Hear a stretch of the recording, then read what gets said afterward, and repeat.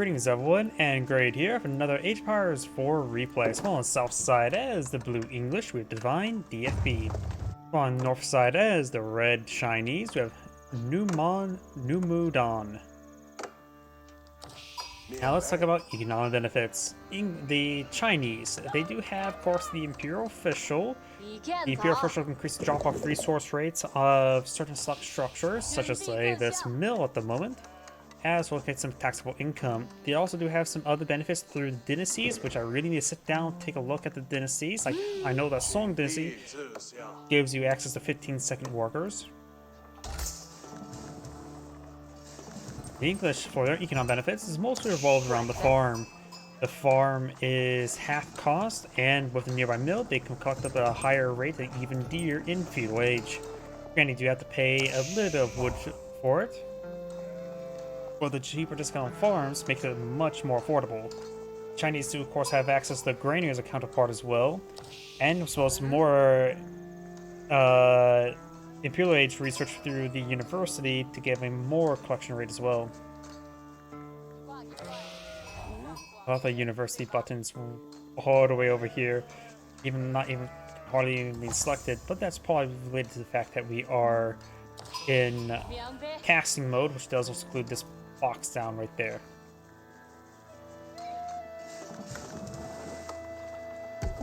And we do have now the Council Hall going on up versus the Bardic in the Sun.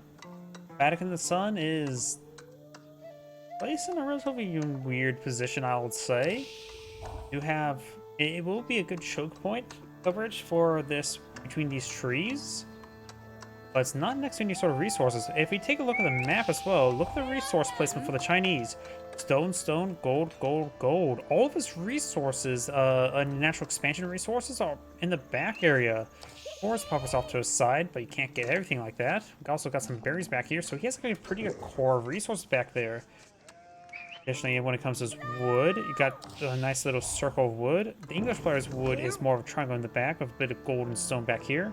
The large stone deposits right there, as opposed to Chinese large stone deposits right here.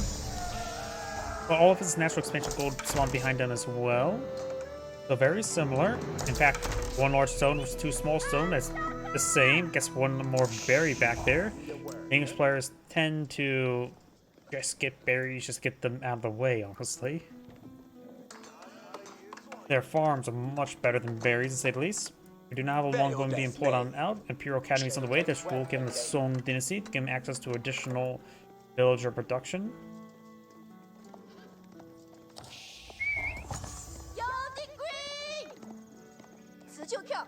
Let's see, forest poppers are way out here, so they're actually a little bit more farther out, English player. But he is immediately going for some farms, which of course will give him some good food collection. Longbow and eyeing for a bit of advance. Well, another economic benefit I could mention as well. The Chinese has access to the village, which is a ×4 house for a pretty cheap price. Usually houses cost 50. This costs us 125. So when it should cost 200, costs 125, as well as able to store with population. However, the health is only twice the health of a regular house, so it can easily be torched through, in comparison to having 4 houses. But overall, you don't really harass people by torching down people's houses. Even the Mongols can't even harass people by torching down houses. So, having overall, I'll say the village is overall a net benefit, as well as the increased production speed. The build speed for villagers, handy indeed. Small, but handy. Horsemen advancing forward, we'll find a good opportunity to hit these longbowmen. When it comes to unique units in this age, the Chinese have access to Zunchnu, a crossbow variant that is burst fire, good versus lightly light armored units, lightly pierced armor units, ranged armor units. While the English do have access to unique units. The longbow, a very effective archer, has +2 range, +1 damage, costs 10 more, so honestly not that much more. And the early and also as well Vanguard man-at-arms. The feudal age man-at-arms were the hardest units to deal with, and especially in Zunchnu's would be those versus archers versus Zunchnu's.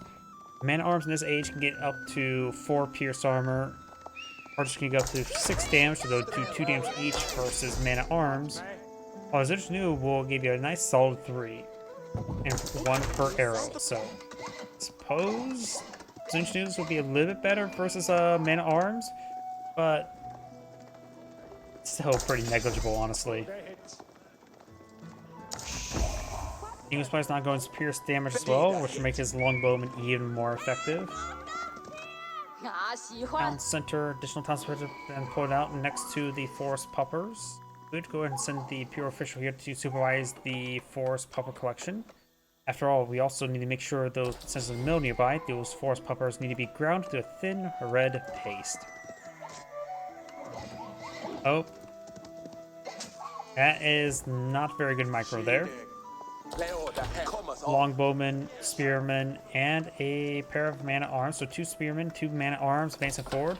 Chinese player only has 2 horsemen on the field, going for some handful of regular bog standard archers now. These dudes are cost 80 resources like archers, but they do cost a bit more of a general average resources, 30, 30, 20. While archers only 30, 50.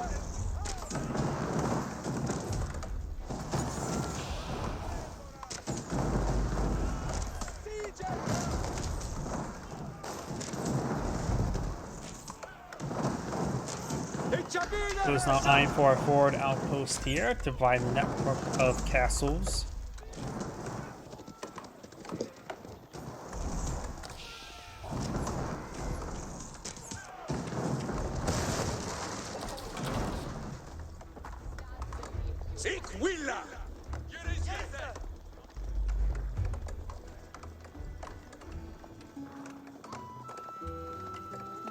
Let us go. Yes, sir. Longbowman trying to find another opportunity to engage. The scout's trying to scout around, but we'll find out there's no villagers collecting the trees over here. And Pure Official does see some good volleys there. Pure Official does go down. Supports in advance forward. We'll find, nope, we'll not find a man-at-arms. And the Chinese archers doing great work against those spearmen. He went for archers, not for Zinchnu's, because they do more damage versus spearmen than Zinchnu's. Plus a little bit extra range. Zinchnu's have 4.5 range, while regular archers have 5 range. And he's a bit more liable for spearmen sniping, allowing his horsemen to snipe the longbows. Very, very good. He's going for a counter force or a generalist force. In this situation, it's going quite well.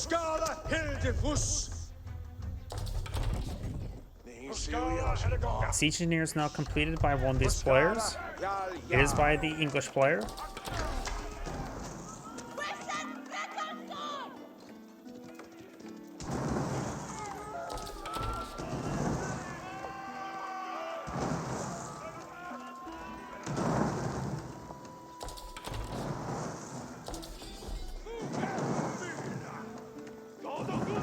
Those men-at-arms trying to slowly torch open that gate, or not gate, wall.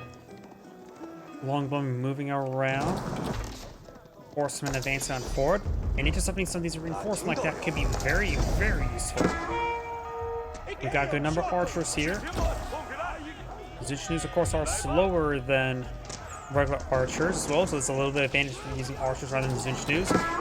Longbowmen do have the same speed as man-at-arms and crossbows, so these archers will be able to outpace them and try to get closer in. Does pick off some units there. Great archer play by the Chinese player. And the wall does get burned down. I don't know why it's sort of humorous to me.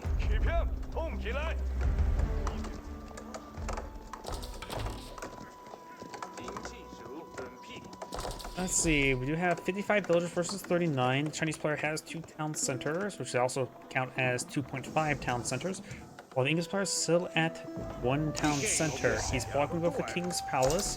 If you take a look at the resource per minute income, the English player does, of course, have quite a bit of farms in the field, providing some good food income. Some of these sheep are in the way. You can perhaps take the living sheep, move them around to the housing there. After all, that little yard there looks great for sheeple. Move away, chickens. Wait, there are chickens there. How have I never seen chickens inside these houses before? They're not moving. Shame. So there are chickens this game. Interesting, interesting. But will it matter? Probably not. Good damage on some of those archers there by the longbowmen. Man arms quickly forward. Horsemen will lose versus man arms for 1v1, but that's honestly the best item you can deploy versus man arms at the moment in time. Better than spearmen, because when seeing spearmen receive bonus damage from longbowmen, and the horseman does have inherent pierce armor to resist longbowman fire, so mix of horseman archer is definitely the best composition. The English player could mix in a couple spearmen as well. Local doggos, demanding head pats. Chinese players not giving any. All these forest puppers have been cleaned on up. These ones have not been touched. On I collect some of these berries, very good. We do also have 100 taxable income, so maybe the Imperial official can come over here, collect some taxes, throw in the town center, and move on. We have, let's see, the Imperial Academies right here, which does provide some taxable income from these nearby structures. Those guys have been doing a good job, has maintained collecting them.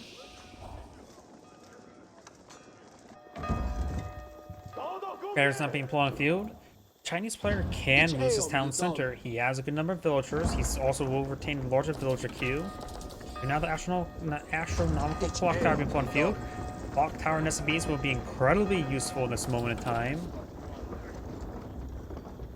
Also, the Lancers as well. The clock tower and SBs as well as the Lancers will both be useful. Villager down. He will lose his town center. He may just want to clear out this queue and let it go down. His force is 34 for his opponent's force of 46. I don't think he's able to stop that town center from going down. English player is still pretty far from aging up.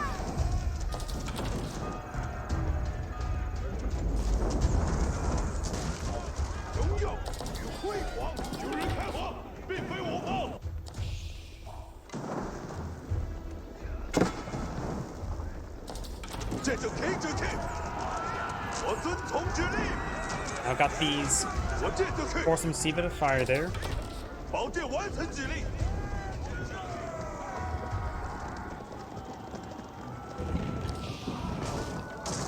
More battering rams on the field. Very nice. That's a large number of battering rams. The English player is going to eye to end the game now. You will have to go through 4 landmarks. He's already gone through 1 town center, and he can't lose his town center. Though temporarily losing it, it will be okay. He has plenty of villagers to offset his opponents at the moment. Still wouldn't be great though. We do have some multiple barracks on the field. Palace guards wouldn't be half bad. We have a good number of lancers in the field queue. He has also veteran archers. No veteran horseman research. Veteran horseman could be very useful. He's now pushing forward as well, trying to hit these forces, trying to lure them away. The towns are seeing some fire there. Horseman now engaging. Man arms trying to engage as well. Archers pushing forward, trying to hit the longbowmen. Villagers coming forward to torch down those battering rams. Longbowmen being picked off by the veteran archers. Right now the veteran archers do have 8 damage, 80 health. Longbowmen have 7 damage, 70 health. The only thing that Longbowmen have at this point in time is range. And also a good front line, because all the horsemen and lances have gone down to the man-at-arms. And veterans actually were pulled off there for a brief moment. Town center arrows not firing away. We'll have to have trouble versus these man-at-arms. Now he's going to try to repair up the town center. This is the primary town center. Does only take up wood.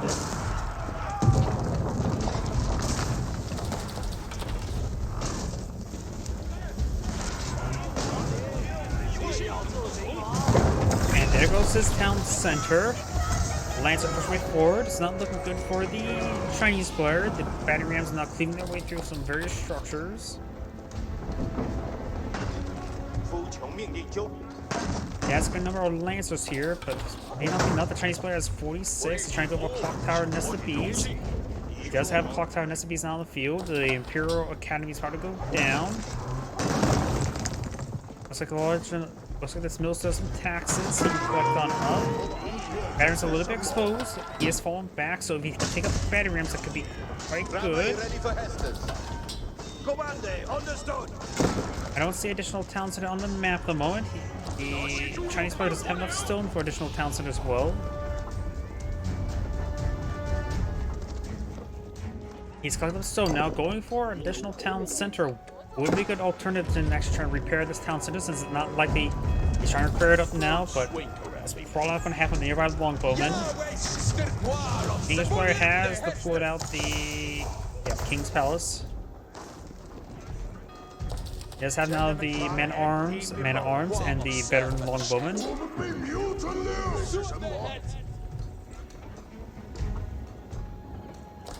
And there's enough stone. He should have enough wood to get an additional town center. He's rapidly seizing a lot of stone. He may be eyeing for a keep instead. His opponent has 2 town centers. The Chinese player has 0 at the moment, which is very important. So the English player will quickly recover the villager deficit very soon.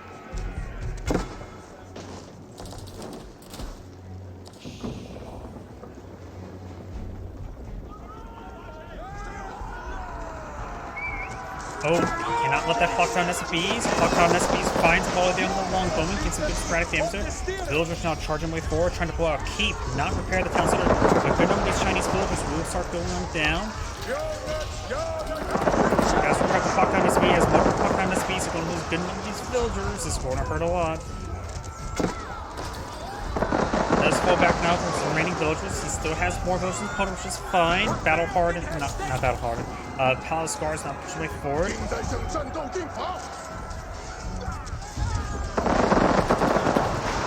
Get some good damage there.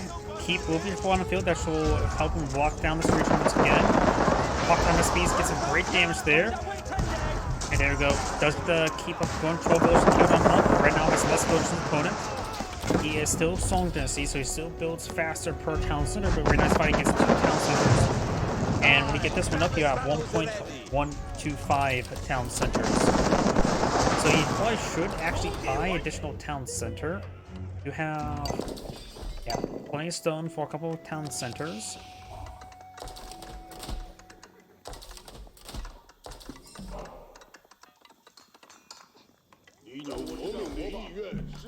A additional town center near the granaries wouldn't be half bad for a good taxable gold income drop-off.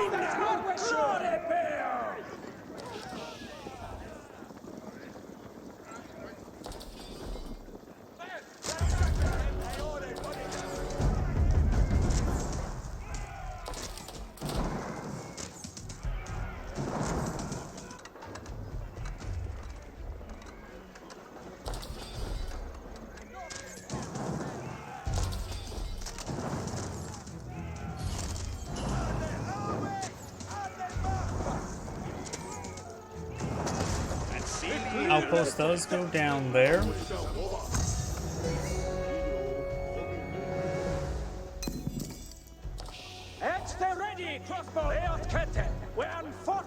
Force got still 2 clock tower nested bees. Number 2. It's going for a good number of palace guards. We do have now the lancers now moving around. Blue has picked up 1 relic. Red has picked up 0 relics at the moment.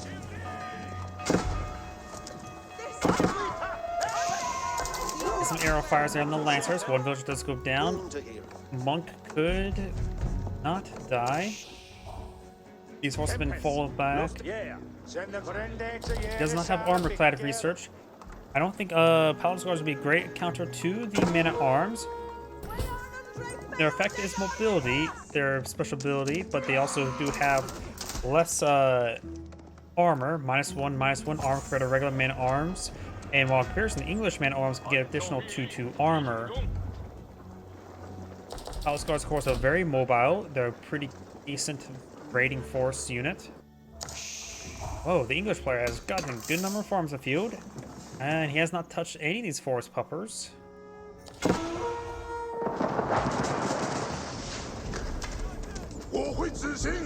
Falling back there, trying to avoid these man-at-arms. Longbowman do find a volley there, and now Six Sight being touched there, but I think he's just going walking by to get the relic.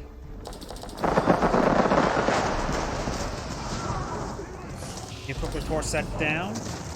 One thing you could go for is, if he deploys out the Imperial Palace, you can get out some Fire Lancers. At this point in time, Fire Lancers may not be half bad.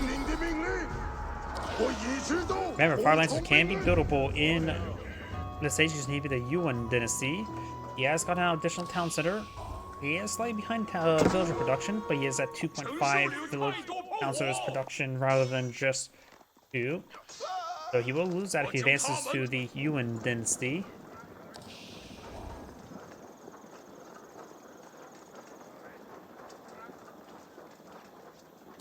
You do not have the Berkshire Castle now being put on the field. And a very defensive Berkshire Castle. You know? Seeing how often Chinese players tend to send their palace guards to raid the farms, not a bad spot for a Berkshire Castle. It will provide fire for all of his farms. Palace guards now charging way forward, got a couple arms in the back line, as well as regular crossbows, not the Zun Chinus.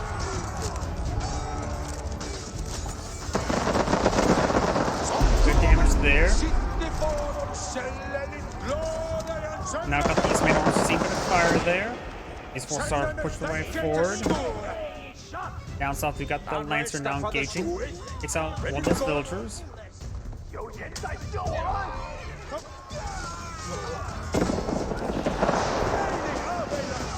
Good damage there.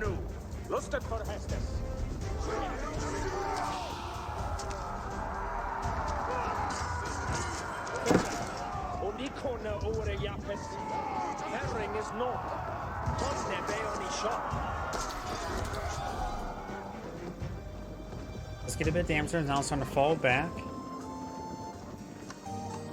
Oh, that is definitely going to be a location for the Great Gatehouse. Chinese players eyeing for his own Imperial Age. This will provide some good covering fire towards this gold deposit. See a lot of blue structures still in this region. Doing a couple outposts. The Great Gatehouse will allow him to secure this gold quite easily well, and this is actually a natural entrance towards his base, as well as right there. So it will help him lock down one of the natural entrances.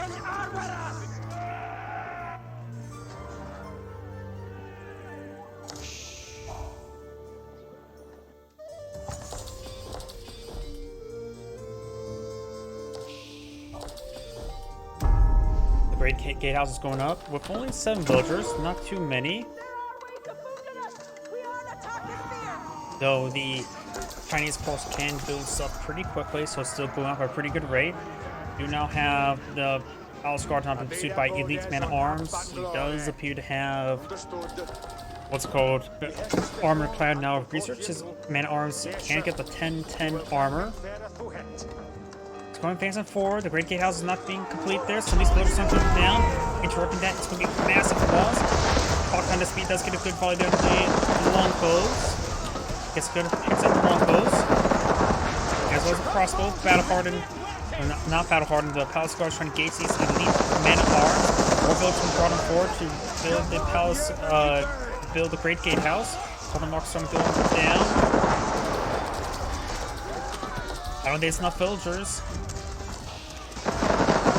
No, that's a great follow there from the clock tower nest of bees. This maybe is enough villagers. He does complete it with 3 villagers remaining, and now he does have the Great Gatehouse here, which also does provide some hard points up here to both wall segments there to put some units up there, some ranged units. They will get additional range, and I believe as well with the Great Gatehouse deployed on field does provide you like additional damage on top. I know the Chinese have access to additional damage beyond top of wall segments, but I never know what actually triggers it. I wonder if it's really the Great Gatehouse. Or maybe it's a dynasty thing. It actually may be a dynasty thing, and I don't know what dynasty it is. Yeah, still the Song dynasty. He's not trying to advance dynasties. We want the extra villager production. This force lost like a number of villagers there, so that's probably in order. Of course, got a keep here as well, and as well as a monastery. Red has picked up 1 relic. Blue has claimed 3. This is the last relic on the map. You now have battery ramps not being put on the field.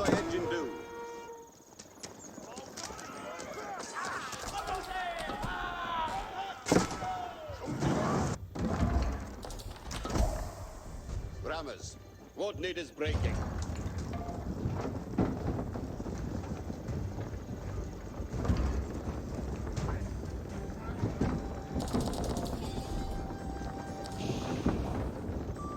Two battery rams now put on the field. Hand cannoneer placement gains some good damage there. We've got a line of stone walls trying to secure up the flank, but the villagers do get forced back or die. And not hitting the keep there. Man-at-arms just trying to break their way through. Got Palace Guard and crossbows now advancing on behind. We got a handful of Chinese hand cannoneers not going to field as well. He does have pyrotechnics, increasing the range by 1.5, giving 5.5 range hand cannoneers. Again, top of wall segments, they have 7.5 range, outranging even longbows.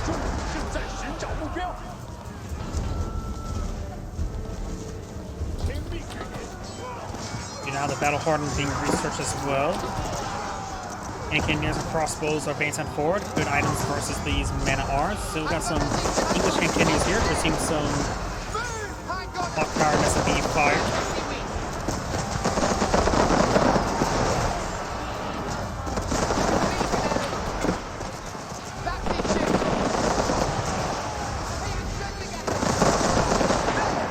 Good damage there.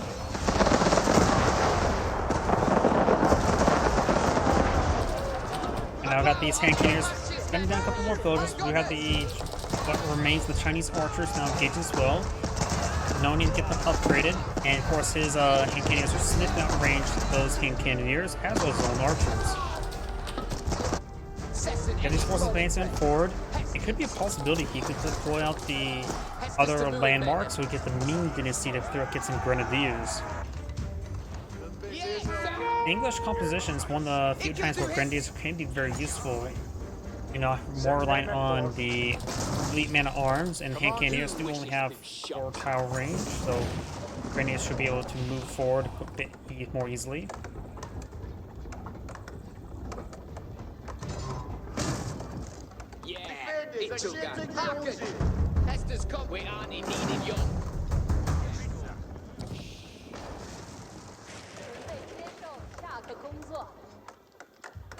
Good number of hand cannoneers here. Handful of crossbows. He's not currently upgrading the crossbows.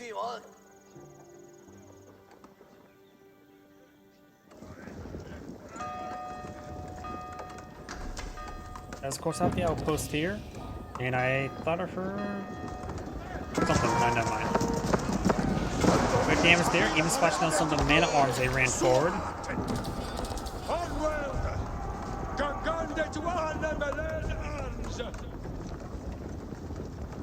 Now we do have the elite army tactics now being researched, giving plus 20% health and damage versus the Chinese melee infantry. It does appear the English player is not going for that as well. He's going for Tide Bar as well. He has 3 routes claimed. His opponent only has 2. You can throw them both with pagodas as well. Yes, sir. You will gang and fare through it. Fortified outposts here, just simply so it can stay alive a bit better. Red has a good number of villagers here as well, so to make it gunned down. Red has less villagers on it.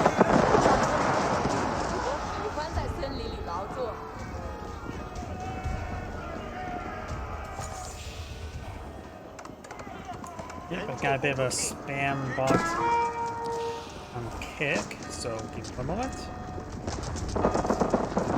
Get rid of that. And I'll ban that one later.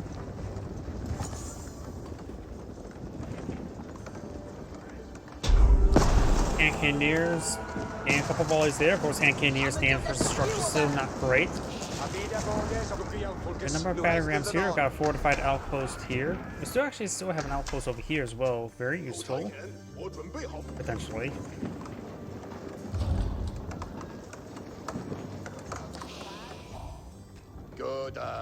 We got a good number of battery rams here. Roll it on out.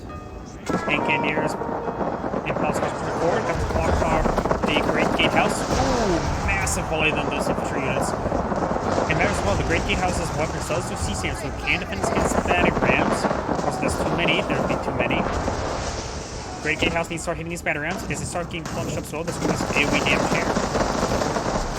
Yep, he's defending himself quite well, but now the other clock tower and SCPs are based on 4. Gets good damage onto them. A handful of those come over here to repair up the Great Gatehouse. That's probably all he really needs. And there goes those battery rams.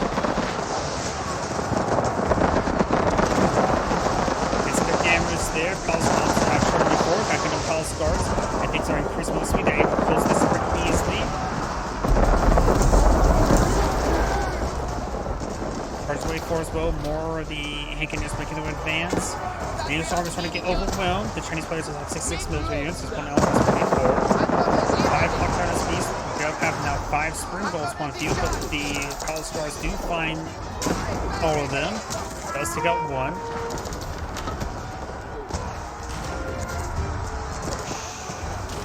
I do have the Imperial Palace going on up. He's eyeing to pass it to the Yuan dynasty. Engineers declare advance. He may want to hide for a bit of trade as well. If you go for a bit of trade early on, it can pass catch you off guard later. Or not at all. Of course, they will be expensive. The Chinese player does have a bit of resource stockpiled up.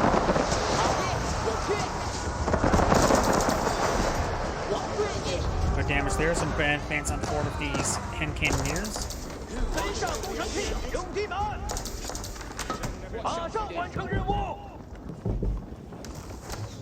Big wave of archer ranges and barracks not being pulled them out.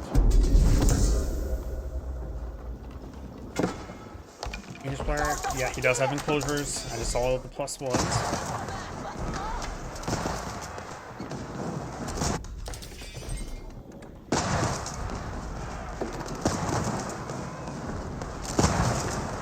Siege works now being deployed on out from the Chinese player. Very nice. Very useful for his clock tower and nest of bees.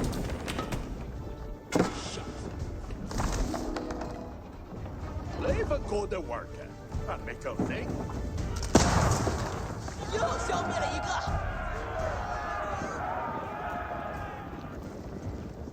New Hestes, now!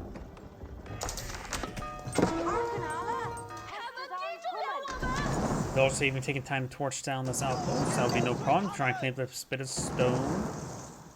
Great post is way over there, so maybe clean that stone, then go for a big line of stone walls.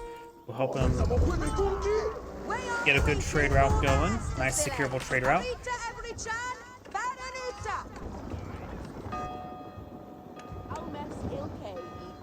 We do now have, looks like the Elite Fire Lancer research on the way.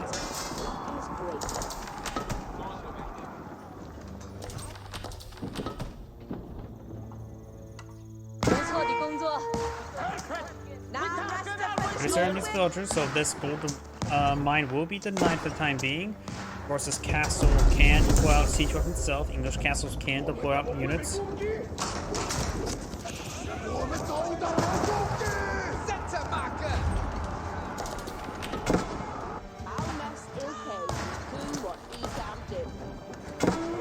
Got a big line of stone walls going on up over here. Some Palace Guard trying to torch down some more of the lumber camps.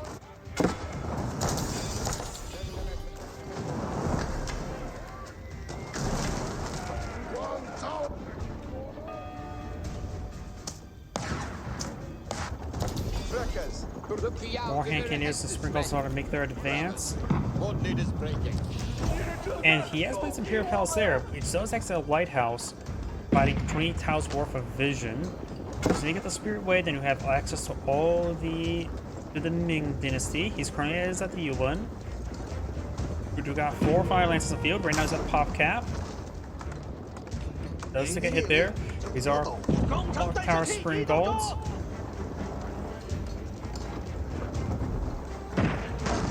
And time to switch forward. The Palace Guards do not take out the battering rams. Fire Lancers do bonus damage versus Siege. Assholes have extra force damage. Breakgate House does find a volley there. Trying to push his way forward in the Imperial Palace. We do have these villagers with the rest of that wood there. Spring Golds. That's these base forward. And we do have now these Elite Fire Lancers trying to find another opportunity to engage. Palace Guards are starting to close on in. And these hand cannoneers are hitting those battering rams. We really shouldn't. Fire Lancers and get perspective. Fires some massive volley there onto the hand cannoneers. So taking them out, however. Spring Golds do take out some Spring Golds here. Produce on the one Spring Gold in this region. Find some massive volley there, taking out a good number of hand cannoneers. Red's hand cannoneers are getting overrun by the men-armed as well. Finds another good volley there, another round of hand cannoneers. Blue has a larger force in field, more fire lines now being put on the field. Doesn't get any charge back there. There's a charge back there onto the hand cannoneers. Fire lines do have a slight amount of inherent pierce armor, not as much as horsemen. More bonus and versus range like horsemen. Got a handful of villagers now pushing way forward.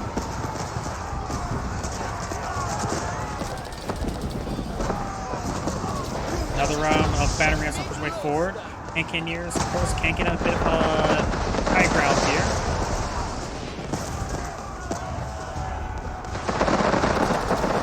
Let's go down there. Palace Guards trying to way forward.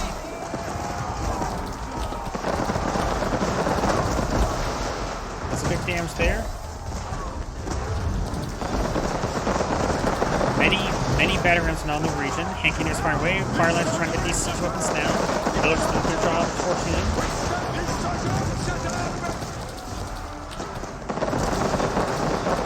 Great Gatehouse will be saved. Some villagers being brought in to shank some of the man-at-arms, and Blue's going to call him back. We've got 49 and 44. And he does go ahead and force back to Risky soon, but some of these villagers are quite wounded. They want to be passing the gold there. It seems like a bit more explosive outcome of collecting the resources, so perhaps taking time to collect that gold will be useful. We have the opportunity. The lighthouse has gone down, and now he's going to put some gold here. Even going to the outpost, he may be eyeing for the what's called extra materials. Where's that keep? Yeah, the keep has gone destroyed here, so I can't click on that. See if he's got the research for repair over time ability. See, I don't see a keep. Oh, it doesn't. Wait. He does not have the extra materials research.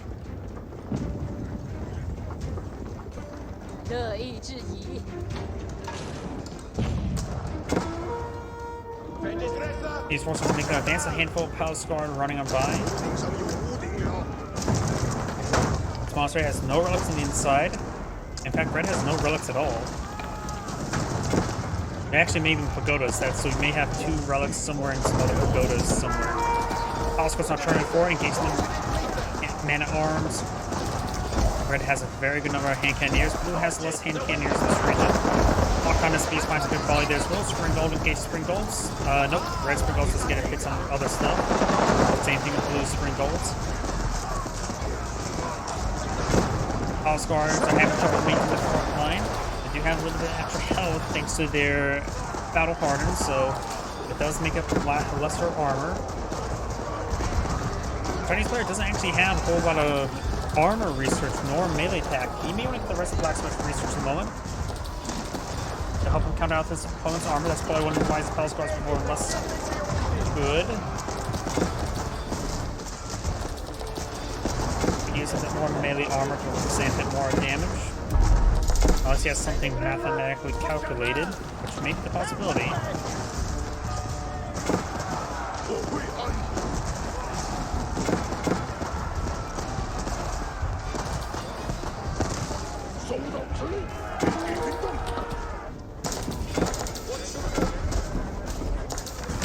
Battery rams now hitting some of this infrastructure. I got more battery rams being pulled out by Blue. Red's battery rams do get cleaned up there. I do have a keep here as well. Great Gatehouse's range is 10, and the keep's range is 8. That's what this reticle shows, so likely it will hit the battery rams hitting the keep.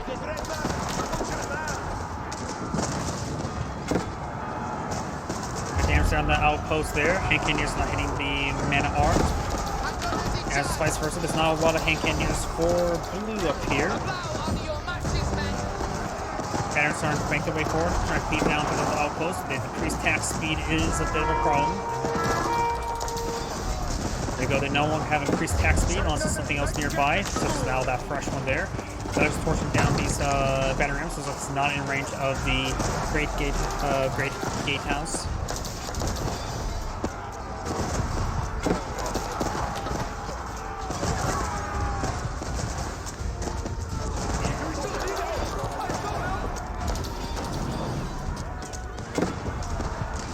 Red's battery rams are pushing way forward, buying some time. Keep has been saved, getting rapidly repaired on up. Gold is almost halfway depleted. And red is, or blue's eyeing for some walls over here, trying to deny any future trade, as well as help maintain getting this gold and stone. Not a whole lot of stone and gold there, but still, even just for the stone walls are denied trade can be very useful. Battleground's not cleaning through some of this information over here. There's a lot of amount of taxable income there that cannot be claimed anymore. Battleground's getting ripped apart by the Great Gatehouse itself. Got spring halls now bombard, clock tower bombard firing away. Great Gatehouse gets some good volley there on these man at arms.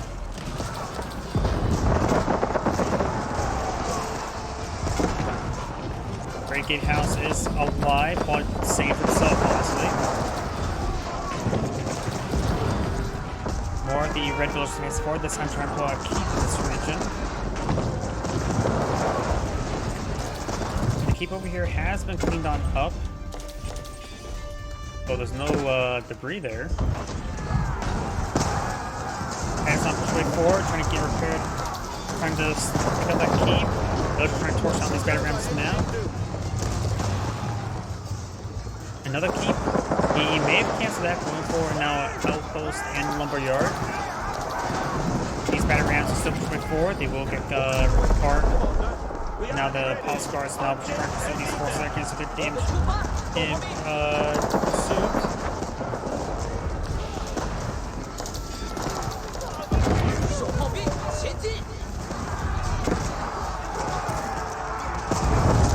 Good damage there. We got the bombards and the spring golds now engaging.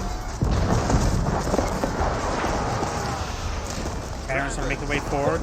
Another keep being pulled up by the Chinese on the front line. This line's getting hit.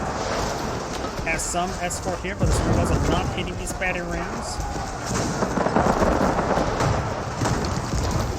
Trying to torch on these battering rams now. Very good. Hand cannoneers are trying to still try to hit the man at arms. Keeps seeing quite a bit of fire there. Keep has been set ablaze. I think the keep is moving down. It's starting to repair it up now, so maybe it gets saved.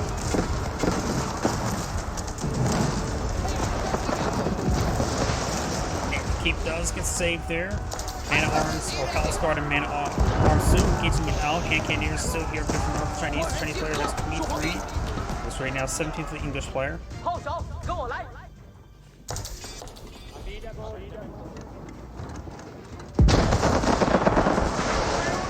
Damage there.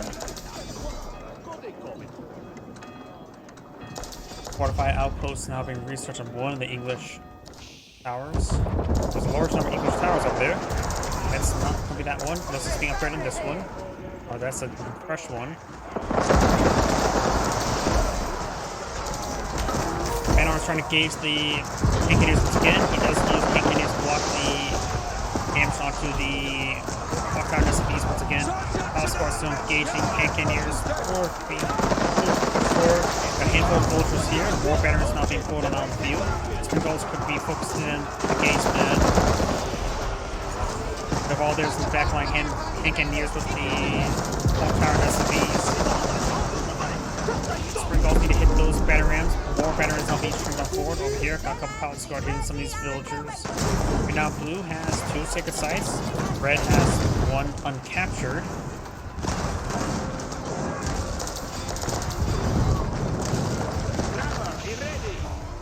Villagers not currently hitting that last batter ram. They picked up from the keep as well.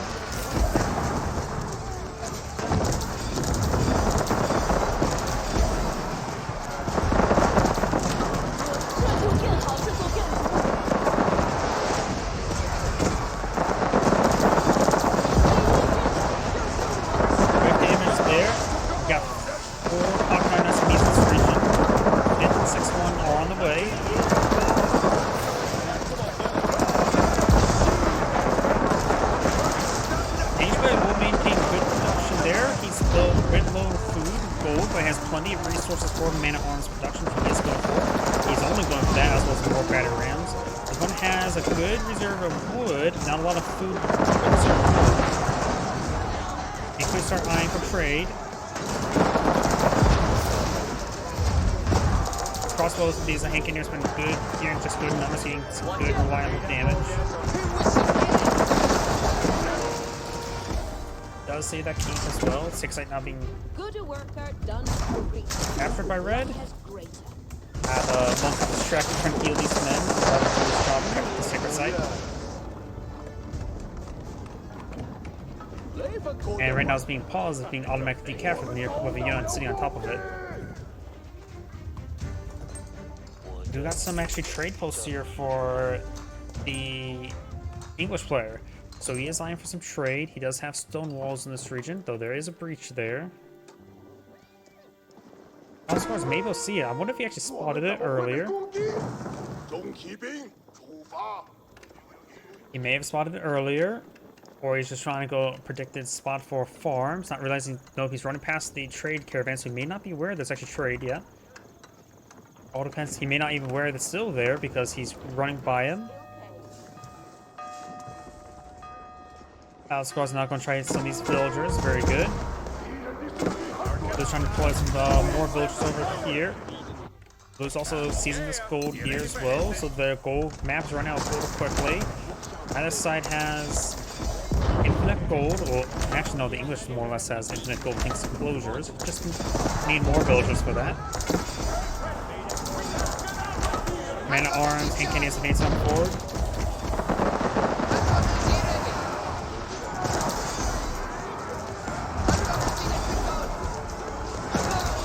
Damage there, but right now these hand cannoneers are trying to get overran. Palace guards are engaging.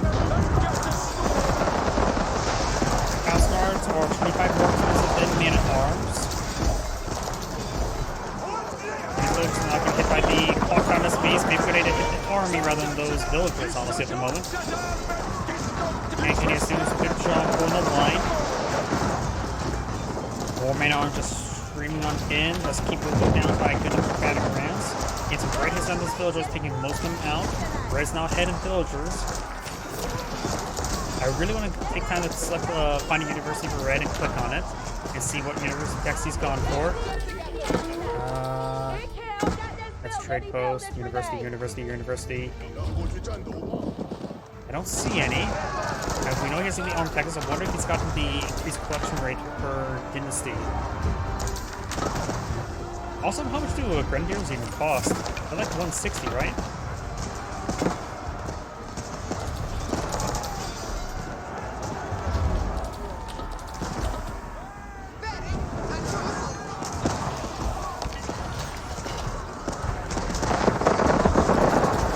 Good damage there onto the hand cannoneers.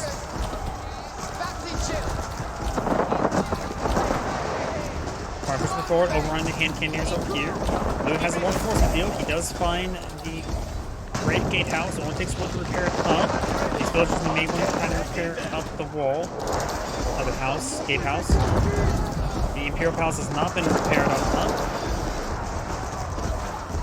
The cannoneers still gains a good consistent fire there. Bombard being pursued as well as the nest of bees. Bombard's not being pursued in actuality. Okay, a couple palace guards pushing forward. Does claim all that stone. Do have a small amount of gold remaining, going for keep here, which also help keep his traders alive. Or at least not dead. All these main arms will get gunned down there. More hand cannoneers and arms forward on field. Let's try to find that university again. Wait, there it is.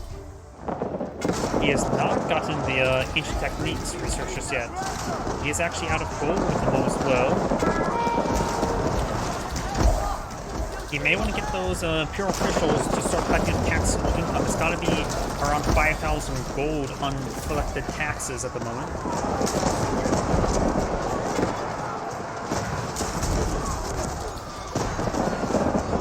Good damage there. Those man at arms, so we've got a good number of man at arms here, or hand cannoneers and spring bolts here. There's about the same amount of hand cannoneers here, but now they've got palace guards trying to fight forward.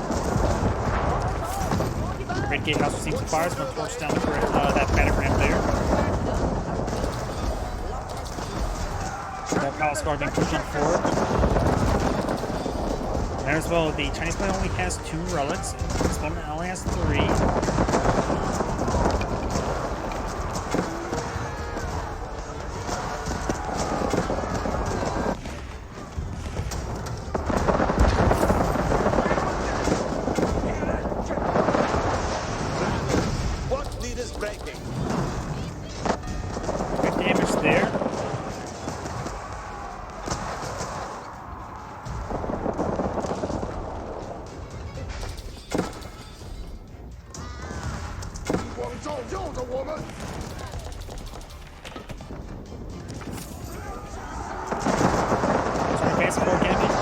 got some Palace Guards way over here as well, trying to get more damage, taking out those batting rams. Palace Guard currently forward, trying to get these spring golds. And Kenya's advancing forward. Chinese bombard advancing forward. Power bombard.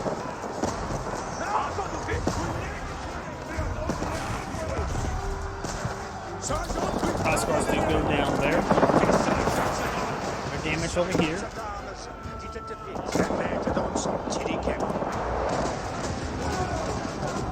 Good damage across the line. Palace Guards trying to get a bit of chip damage on in. They will get finished off.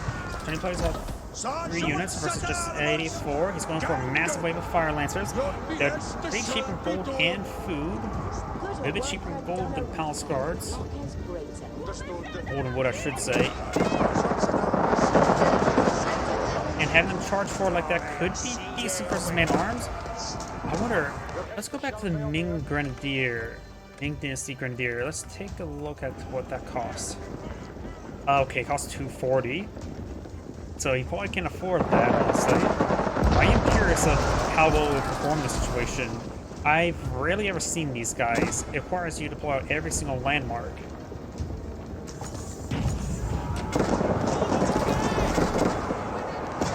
And Kenya's pushing forward, getting some good damage on him.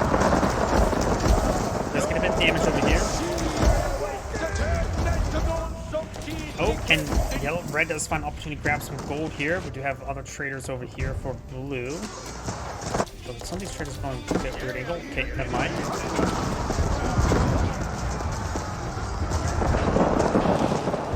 Red does have a bit of stone work, but maybe while a line of stone walls in order to get some trade going. Right now, red has to focus on fixing his gold situation, such as perhaps getting his inferior officials not to supervise and just collect taxable money. I say this probably 5,000 uncollected taxable gold. Let's take a quick look. 200, 400, 600. There's at least nearly 2,000. There's gotta be at least 2,000 gold at the moment there, so probably a good idea to get his superior officials for collecting up all that gold. And his gold is being obtained as well. Luckily, there's a good number of villagers reaching, as well as a keep, so maybe a good idea is to go for a line of walls, make a breach over here, and get some traders going. We have now a English keeping plot out over here.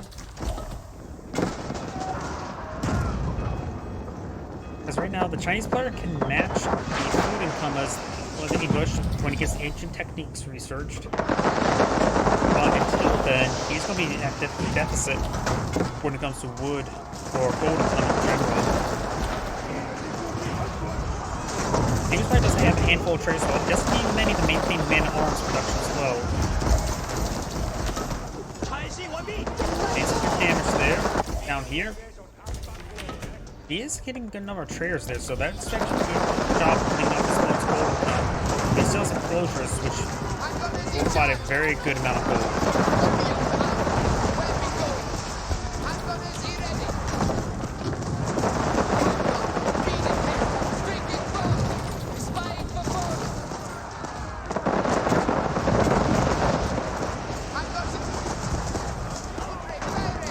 Good damage there. Hank Kenny's advancing forward.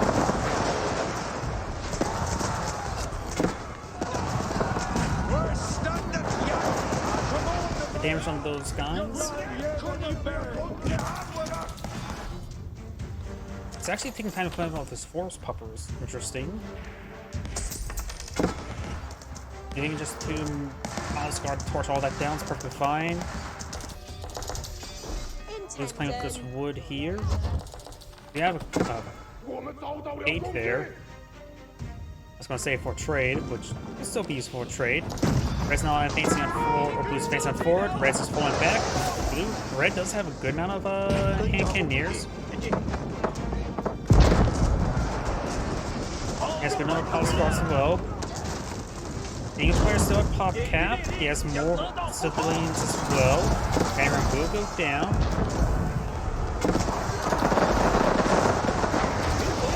Hawkeye and SMBs have been doing a great job this entire game, that's for sure. Right now the Palace Guard are just being ripped apart. Villagers are coming forward as well to force down these banner ramps once again. It's good quality on those hand cannoneers. His own hand cannoneers still here in good numbers. More Palace Guard in the build queue.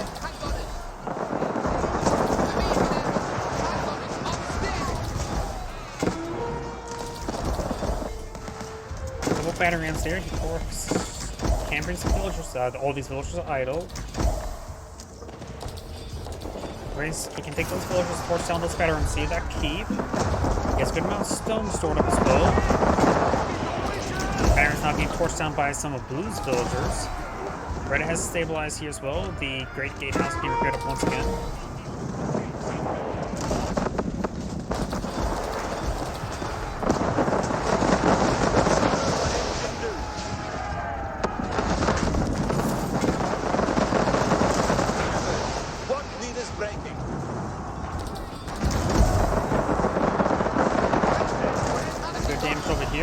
Guard now charging way forward.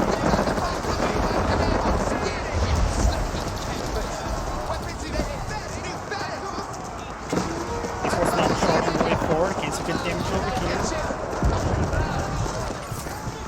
Palace Guard got a pretty good surround on those men at arms, and the hand and those Valkyrie species are still doing good damage on those hand cannoneers. That's the only thing that's really keeping the English player in this game, or the Chinese player in this game, is these hand cannoneers.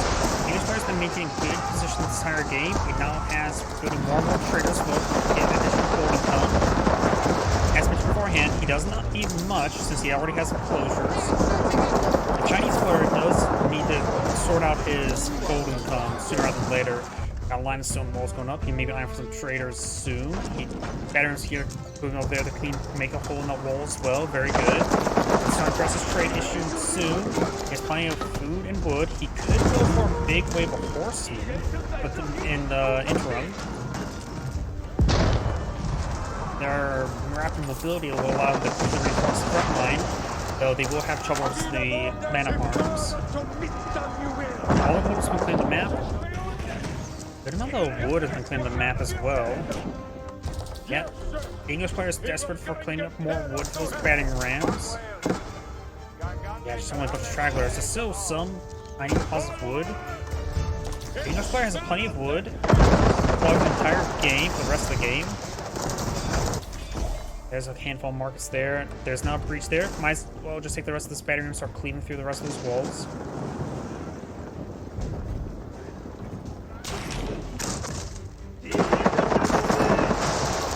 Damage there.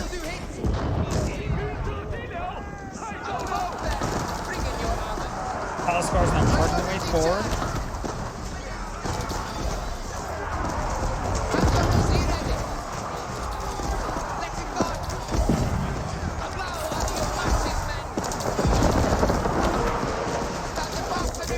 Upper Palace Guard hand for these villagers. Very nice. The English player has spent his reserve of resources. He has a good amount of food still, but he's consumed all of his gold. For now, he does have a bit of wood to work with, but Magnos wouldn't be half bad. I was going to say maybe some longbowmen, but he doesn't have enough wood for that as well. In which, at this point in time, wood is just as precious a resource as gold. In fact, soon, wood would be a harder resource to come by than gold. So going for more longbowmen would not be a great idea. Maybe hand cannoneers are still a good item, so maybe, yeah, more hand cannoneers would be good. He does have a handful of archer rangers, of course, the count's tall as well.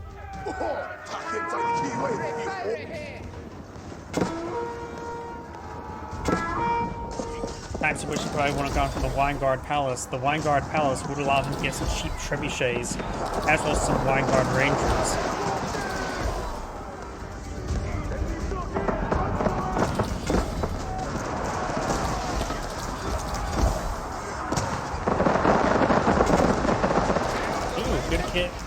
Handful of picks there on those villagers, but the English player has expendable number. Has a couple more traders over here. Okay, his food economy has quickly stabilized. He probably has enough. Yeah, if I do the resources per minute, he has plenty of gold per minute to maintain man-arms production. He's not going for some trebuchets.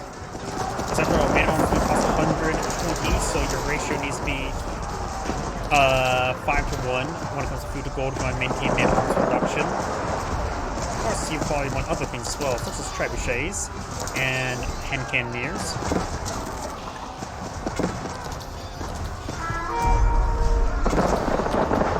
Hand cannoneers push right forward, gonna down some more of these man-at-arms. Got a handful of traders now queued on up. Of course, they will need to some population space for it. In fact, wait, the Chinese player is actually below population cap, so he's lost a bit of housing somewhere. Hasn't been an oversight there. Main arms advancing forward. Just gun down a handful of them.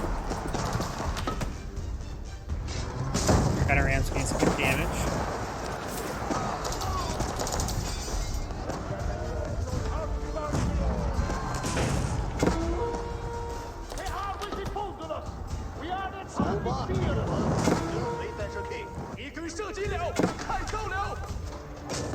Apparently that battery ram is in range. They'll try and torch it down now.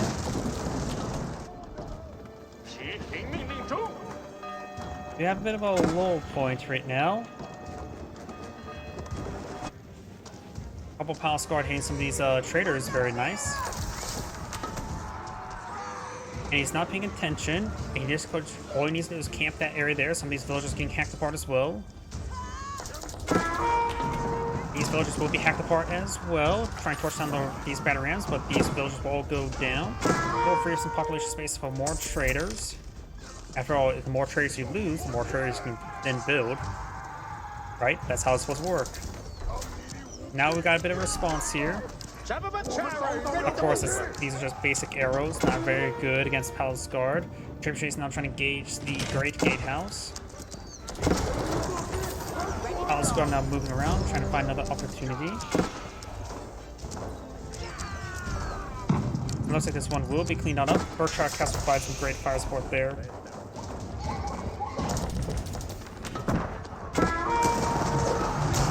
Cannoneers, main arms now engaging. Got some more hand cannoneers back here. Trebuchets getting some good damage at the Great Gatehouse.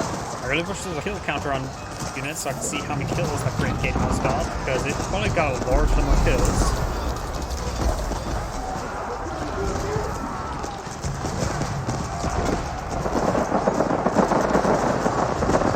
Good damage there.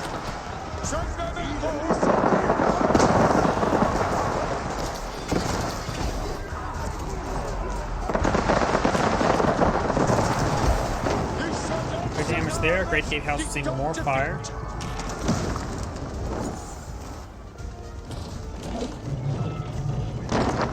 Unique fire lancers, a handful of them now pull on the field, trying over on the trebuchets. And there's nothing really to stop mobility. Cannoneers can quickly coming down. Does get a charge attack there. He needs a trebuchets probably. Great Gatehouse is still alive, it's still fired.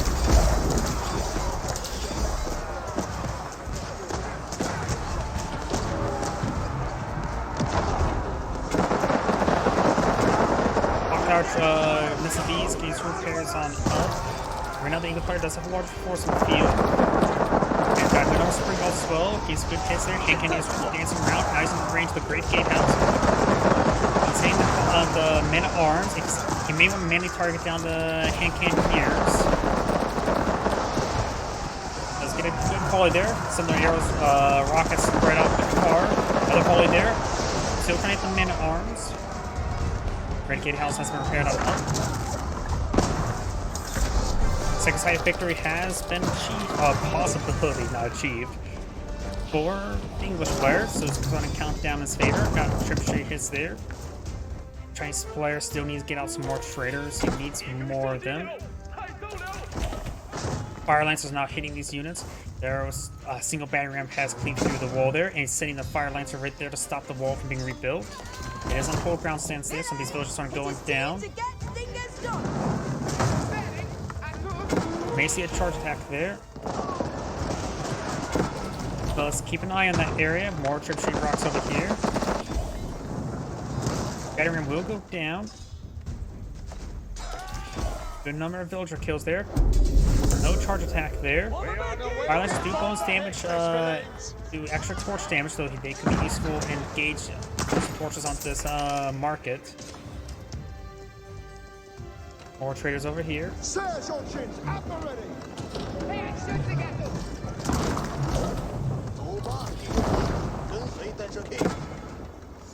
Right now, 74 and 74 military units. Much higher quality of blue. 20,000 value versus 13,000. Did a large number of Cannoneers, about 43 Cannoneers versus just 48. Of course, got a couple of clock tower SFBs. Finds good follow there on the Cannoneers, really wounded them.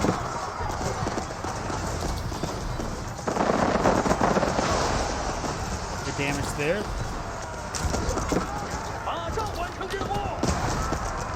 Fire Lance is now charging the way forward. And maybe we'll get a good charge attack there. Villagers getting hit there. Villagers ate the charge attack. The hand can and the Fire Lancers will go down, barring that one. Finds a couple hits there on the Spring Gold. In fact, that Fire Lancer not being picked off there. Does get picked off there, so it's the Spring Gold. These Fire Lancers in this region still doing some significant amount of damage. Got another mark being put on field. That's his trade. He's in reserve 1,000 industry resource. The Chinese player has probably too much wood at the moment. He probably has enough wood for the rest of the game. Because I think 10,000. I don't think he's going to burn through 10,000 wood during the point of game where people are deploying units of more cost gold. I could be mistaken. Battery rams can eat up quite a bit of resources. Most going for regular bag rams or clock tower battery rams. Clock tower needs to see some hits there. Fire Lancers getting some charge attacks there.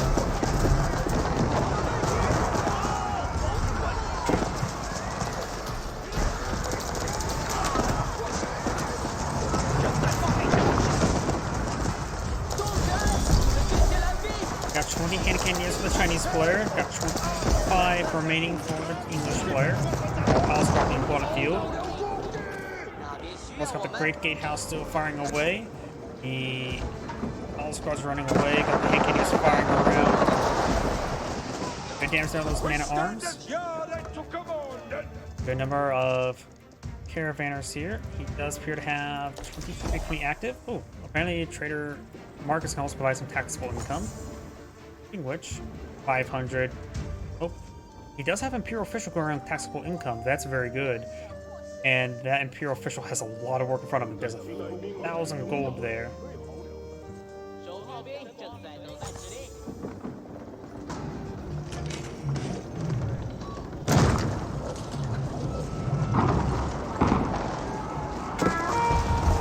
Gun charges way forward.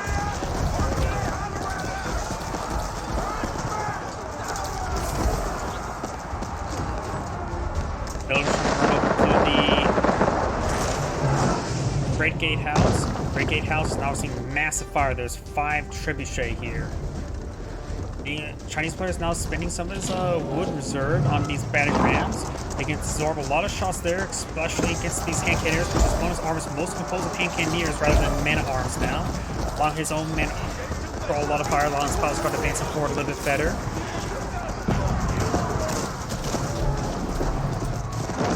There's going to be a splash in there. He may have shrapnel projectiles for his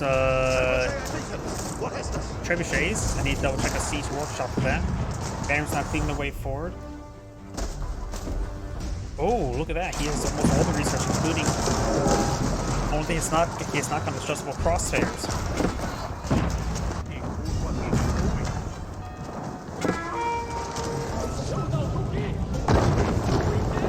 Great Gatehouse is destroyed. It's not been set ablaze because you can't set ablaze something that's already destroyed.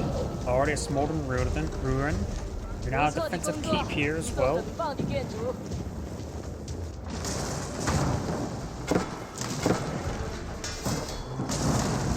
Good damage there.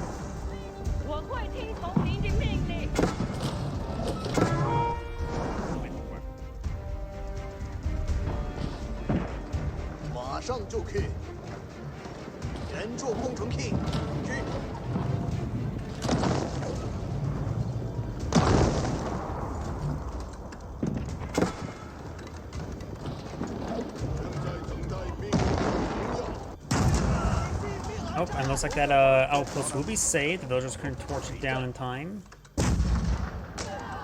Ooh, nice shot there. Good work has done a Rita, not as great. Here's getting some damage there, and I just hate to do this. I need to use the restroom. This game's gone on for an hour, and follow blue around. Yeah, that doesn't look all too good. We'll just do this for a moment. One moment, please.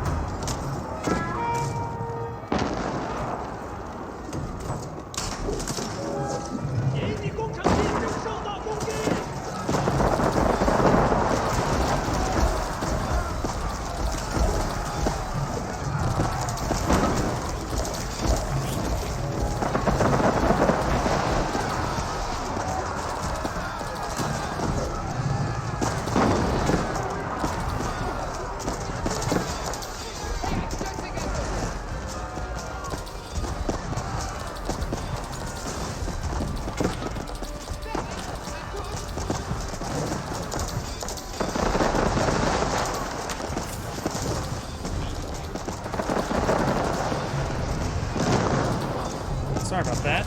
It looks like more outposts trying to be on field for the network of citadels. Or no, he only has network castles. So he does have network citadels. And force down some of these outlying outposts there. We got 6 trebuchets now pushing forward, more outposts being put on the field for the increased attack speed. So doesn't have the shrapnel rounds for a bit more AoE damage to the trebuchets.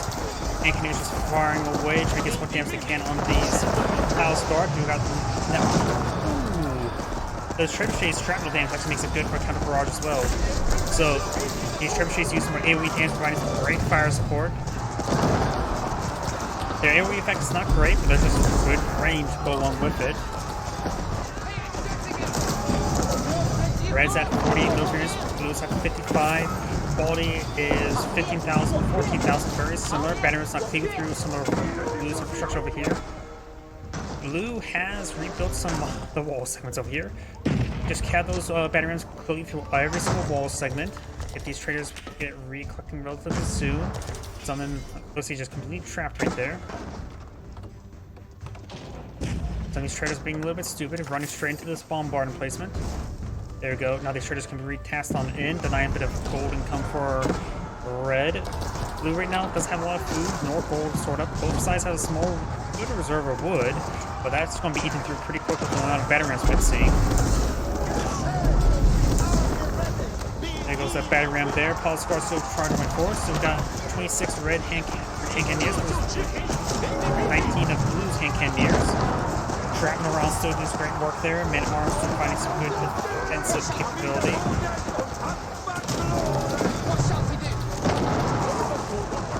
More of these outposts are going down. More hand cannoneers here as well.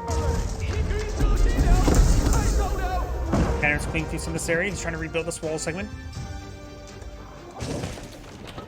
which may get interrupted. Red should just really just take time and order the batteries to eat through all of these wall segments. Now these traders are stopped once again.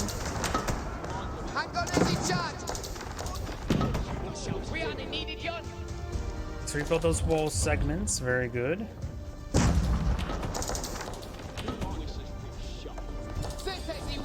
He hasn't realized it just yet. Those battery rams are still over here. Yeah, just shift Q all these wall segments, destroy them all. In fact, he could put a couple units up on the high ground here to make sure he kills off those villagers.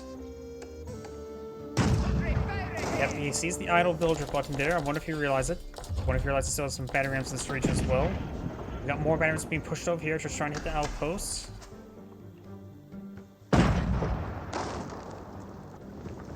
Trying to fix this trade now. He has a small reserve of resources. Blue has an excellent reserve of gold now. Not a lot of wood. And ran out a bit of food.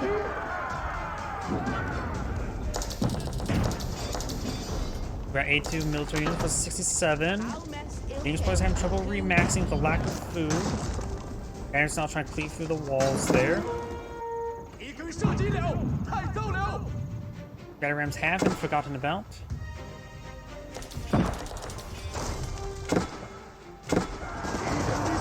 Palace guard engaging the hand cannoneers and man at arms.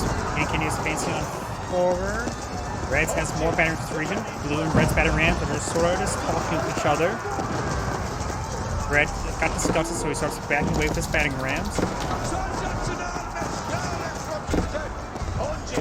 Palace guard trying to fall back now. Great gatehouse is still destroyed. The gate's open. It's an Ajax to clear out the garrison.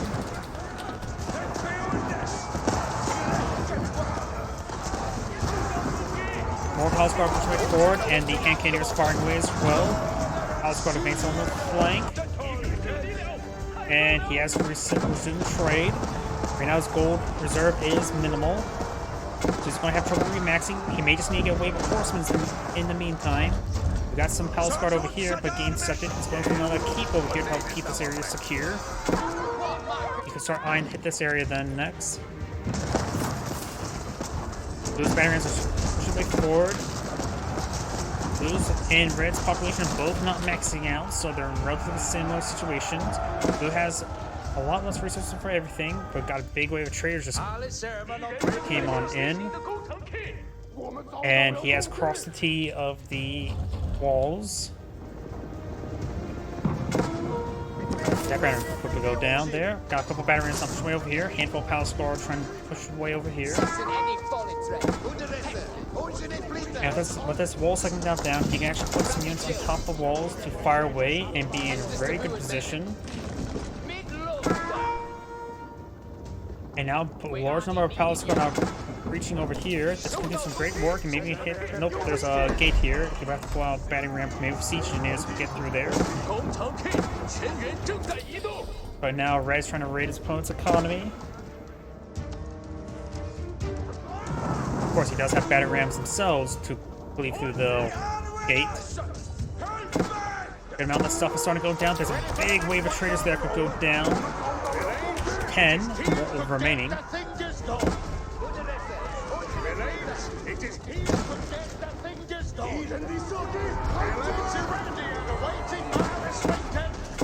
Make that 5 now, so look at that. Blue's down to 82 civilians, red's down to 93. Both sides lost a good number of civilians.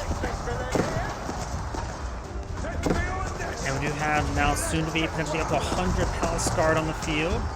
He still has a good core of hand cannoneers as well. Right now he's actually at pop cap.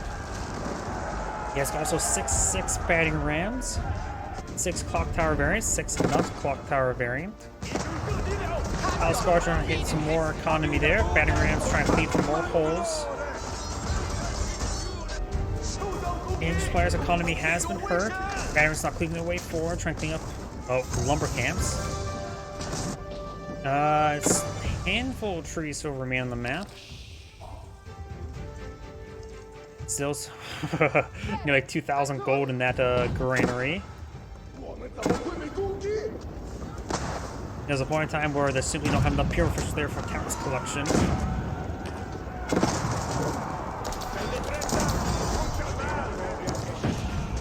Palace Guard, streams of Palace Guard, groups of 6.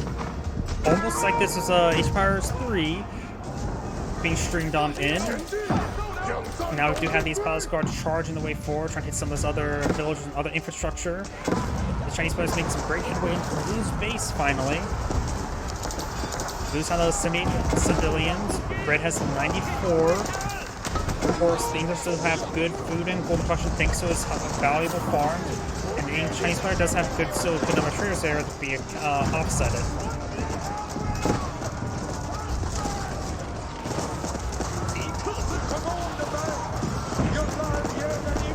These forces on falling back, getting hit significantly. Just trying to regroup. Got these palace guards still hitting some villagers in the back line. He's building some more villagers. He does still only have 2 town centers, so he can't replace villagers all too quickly. And so this is core villagers right now. The English player is now in severe trouble. So the English player does have 121 military units field, and his opponent has 100 military units on the field. Since both sides have killed off a good number of civilians, now they can have a massive military force. But if you don't kill off your opponent's military force, then you're going to not have a good economy back off. The Chinese player still has a good number of hand cannoneers, 22. The English player has more, 30. Has 65, 60 men at arms.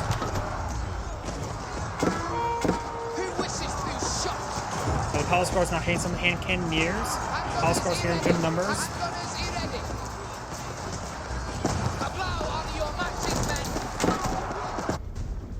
And these forces needed not to. They're an attack move, trying to clean up some of these battle rams. Didn't miss. Looks like Blue does manage to win out this area. Blue has a larger military force in the field. And Orange now advancing on the way forward. Gets some good kills there. And Kenny is advancing on forward as well.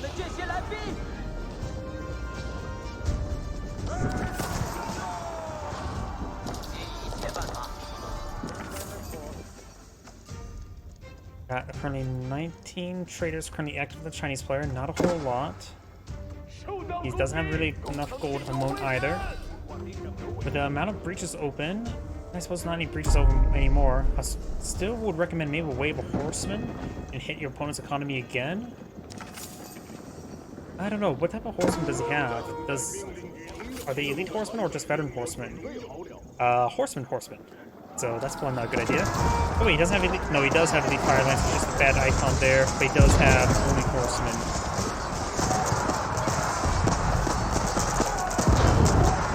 Bombard's firing away. Got the veterans pushing way forward as well. All 6 sites has been captured by blue once again. Blue's been actually maintaining good gold income from these sacred sites as well. That's actually been keeping his gold income up on full because each one does provide 125 gold per minute. So he's been maintaining at least 2 sacred sites. It's 250 gold per minute, which is quite significant to say the least.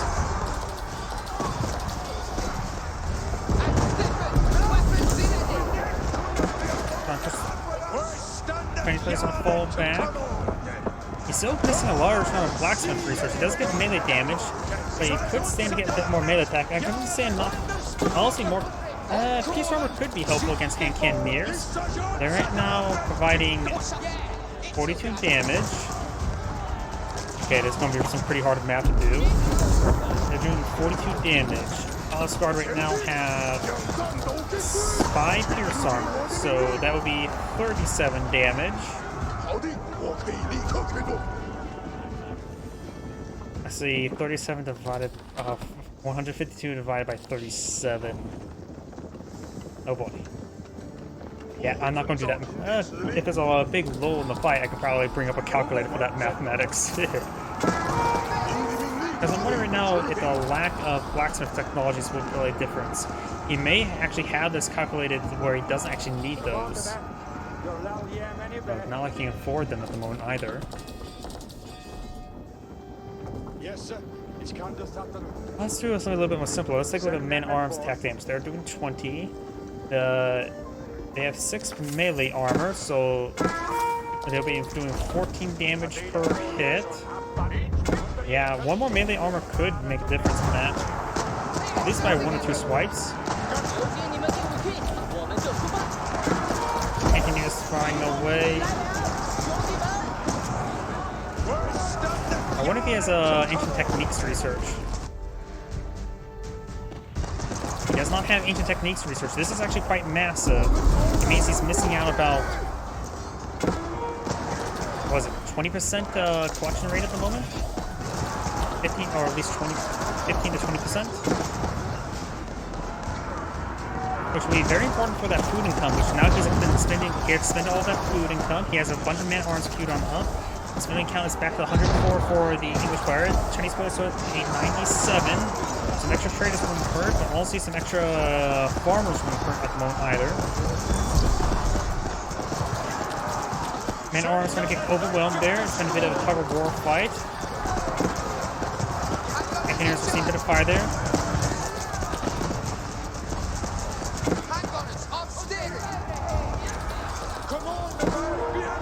These forces are now falling back.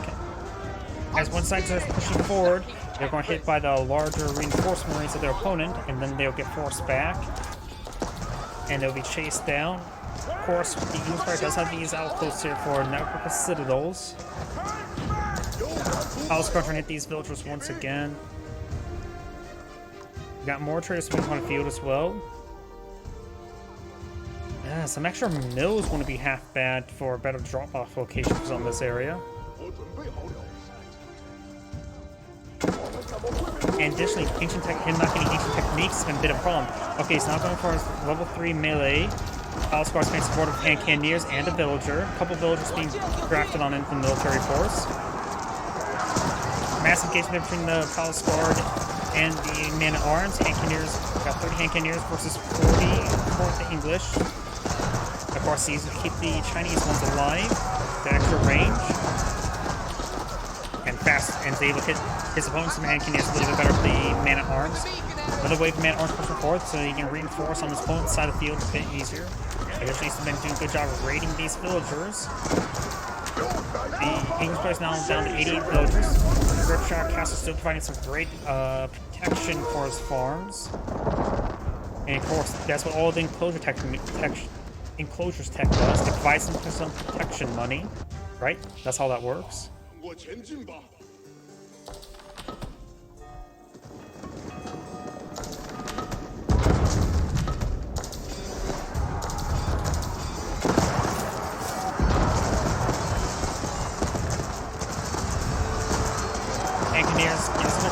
there. Bombard pushes the way forward.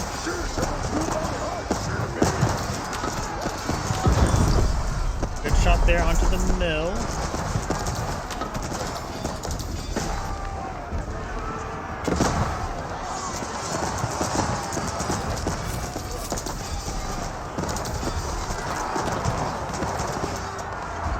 Right now, the English force is pushing forward. It's been higher quality for quite some time. While the final level of melee armor has been researched, the pierce armor may not be necessary against the Hankanians as they have higher damage. Just need to bring up a calculator for that calculation.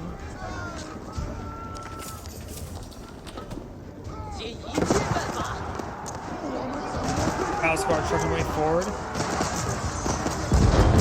Bombard as well. Could use some clock tower and SFBs, but right now we're just lacking food and gold at the moment.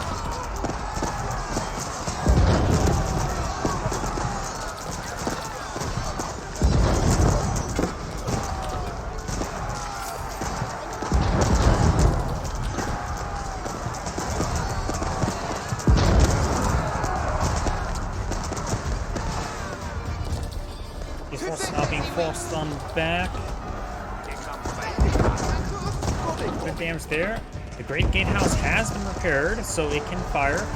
We do now have enough stone here for a Chinese keep. Very nice. And neither side has deployed any siege weapons any time recently. The Chinese player has a good reserve of wood. The English player does not have a good reserve of wood. While I find some handful of straggler trees. Finish on lumber camp. That lumber camp is at full health. Just needs one more nail nailed in order to get that going. Keep going on up. Both sides just trying to reinforce. They're both having trouble remaxing now. Low in food. Not too bad in resources. It's actually not producing all too much, honestly.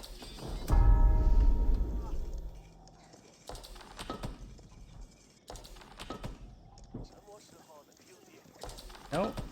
I never realized that these villagers actually make sound when they're harvesting food like that. I actually never realized it. Here comes the next big assault there. Military force is quite similar.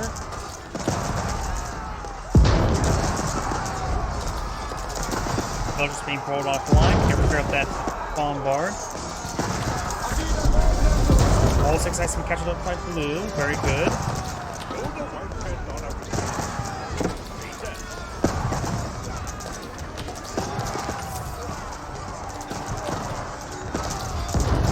Got 33 Hankanians for opponents 23, so there's more Hankanians for the Chinese player.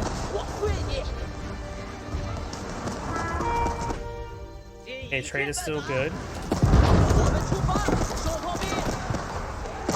Gives a good damage on those man-at-arms, falling back now.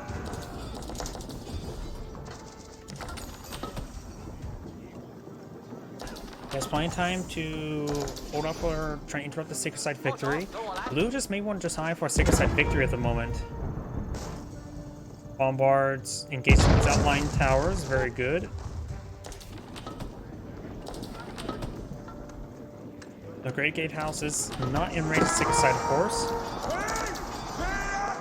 One little clock tower and SFBs being put on the field, or SFBs in general.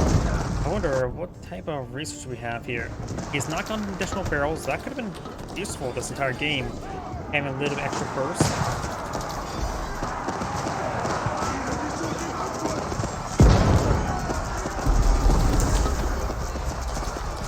Good damage there. Hankaniers firing away. Bombards. Oh, there's the clock tower and SFBs. Very good. Or just regular SFBs. Good damage there onto those Hankaniers, severely wounding them. The siege weapons is exactly what the Chinese player needs to get some good damage on these forces. English player is low on food.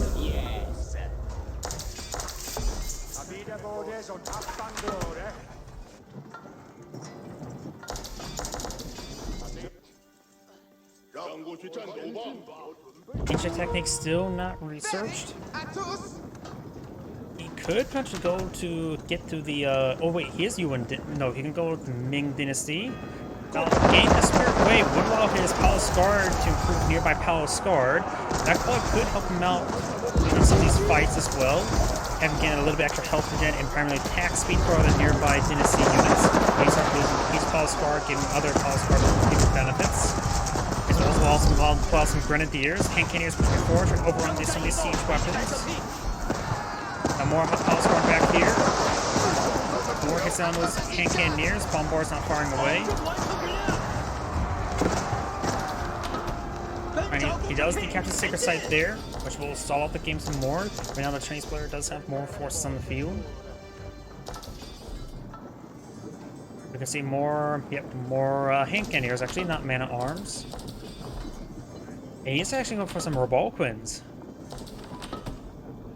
Or however you pronounce it. The most rare of all the siege units, other than the Royal Cannons. Or the French. And now he's finally gone for ancient techniques. He could eye for the Ming Dynasty, and then perhaps get out some Grenadiers.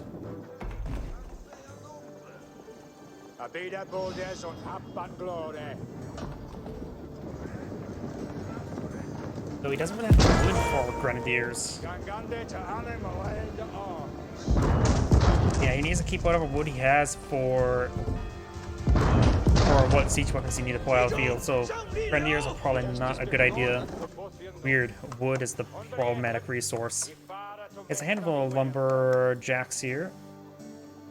Yep, this map is almost a load of wood. Another keeping pulled out by red, very good. SB some good shots there, clock down SB is firing away. Palace Guard starting to fall back. There's going to be a nice juicy shot here for the clock down SFBs. Lots of hand cannoneers apparently.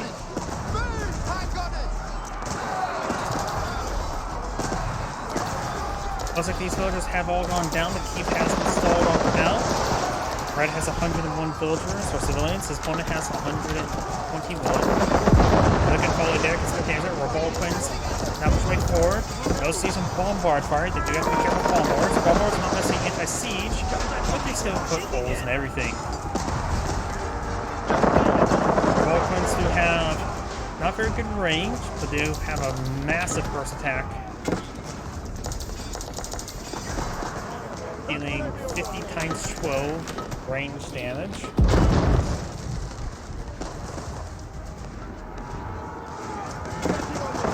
And now we have 3 of them on the field. They are actually pretty expensive, well, at 850 resources. Good hits there. Good hits out of the Palace Guards with Rebalquins. Falling back there, got a single builder for repairs. He needs spring guards. They have some Chinese spring gulls not being called in the field. He's going for the extra rockets now, additional barrels. Rebalquins get a good volley there on the Palace Guard.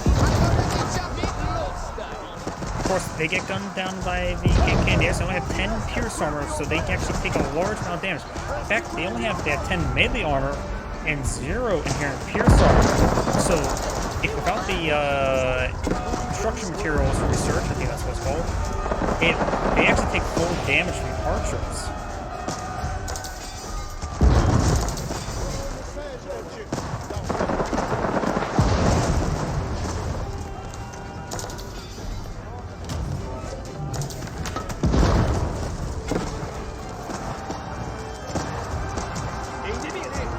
Chinese players with advanced order another Palace Guard here. Does get in the range of the Berkshire Castle, which is providing some fire support. And get a good hit there as well. His farm's being cleaned up. The English Empire does have 106 villagers. His opponent has 103.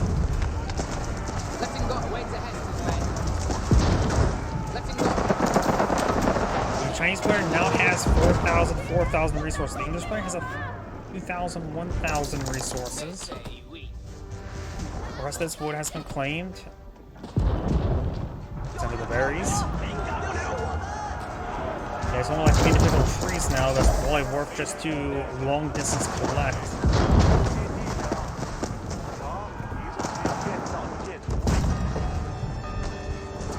Berkshire Castle firing away, get a bit of damage there. That's 78 versus 77 military units. Cannons now trying to cleave their way through these walls.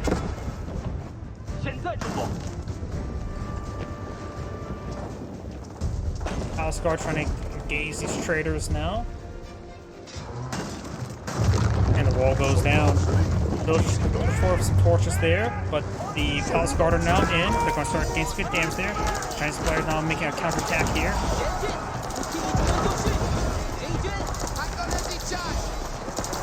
Getting some good damage there. We have now a big wave of Clock Tower SBs. Gets a good volley there on the hand cannoneers.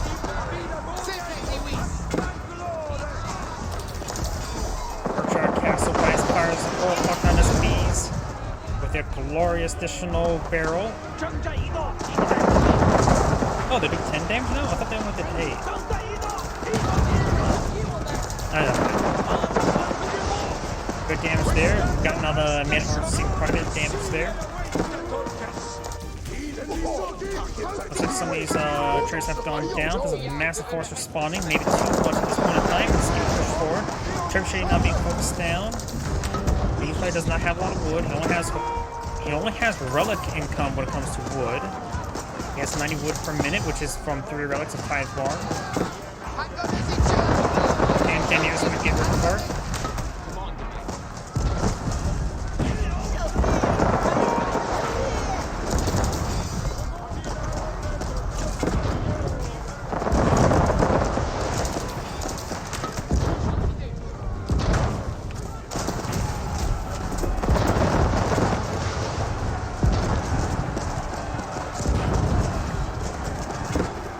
Score now pushing way forward, getting some good damage up here.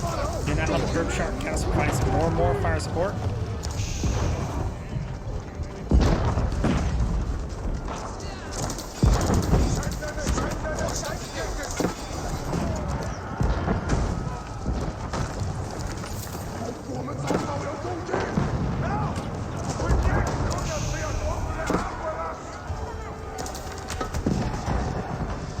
Palace Guard trying to hit some more villagers once again, or maybe the traders. There's just the one trader here.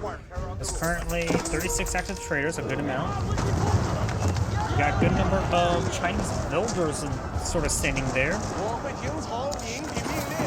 He does not have enough stone for a keep. Could probably buy some stone if he wants to get a keep here. More villagers being hacked apart for the English player. We got a pair of trebuchets, or a handful of trebuchets here, including a wall clan here. And orange hand cannoneers falling on back. And some volleys there under the Berkshire Castle.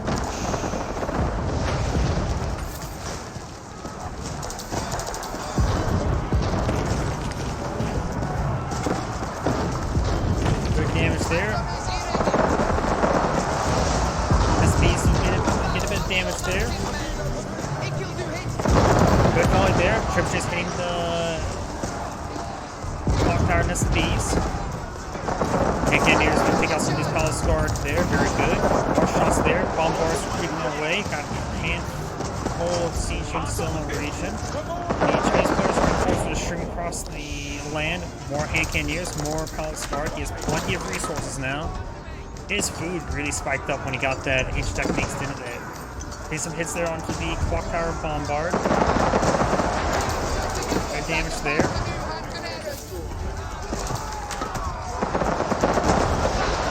Massive hit there.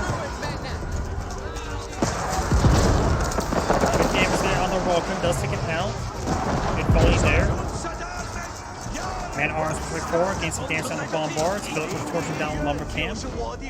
They're denied the usage of this wild spruce tree of 78 wood. English player's trying to get a grasp back in the game, so he has closer reinforcements. Got some more forces here for the Chinese player. He has a good number of hand cannoneers queued up and a handful of Palace Guards as well. The English player's up to 120 military units or 120 villagers. The Chinese player's at 103. He has a large military force in the field as well. His opponent has a lot more siege weapons, and still taking time to remax out his population.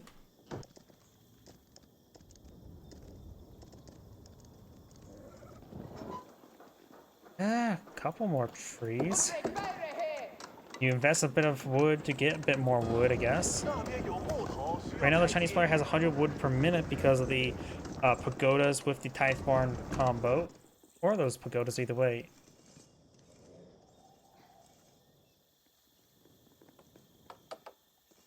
Here they are.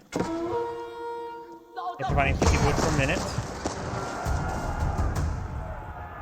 Where's these villagers? Yep, you can see here, it usually produce 50 gold, 25, 25, 25.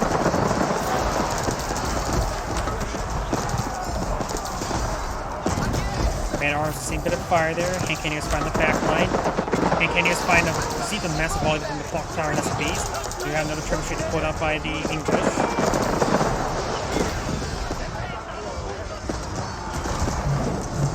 Trebuchet's firing away, gets a bit of damage there.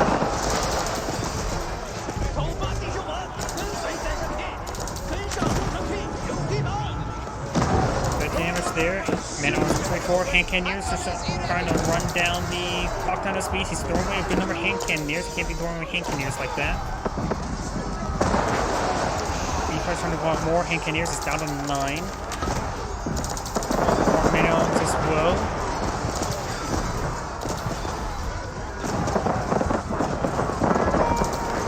At this point in time, and maybe I want the English player needs to get out some mangonels.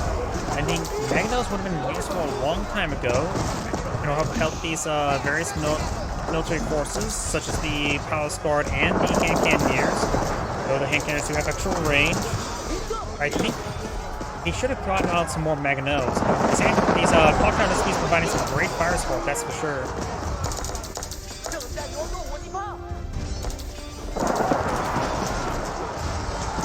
Is firing away. Got the man arms pushing forward.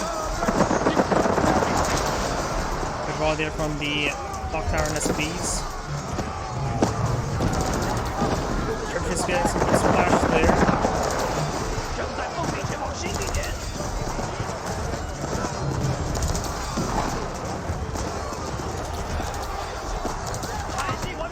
Palace Guard's now making their way back.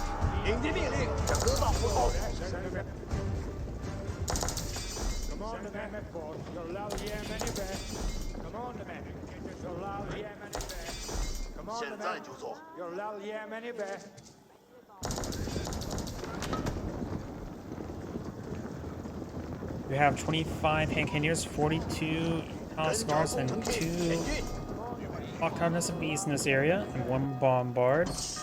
One has picked up a relic there.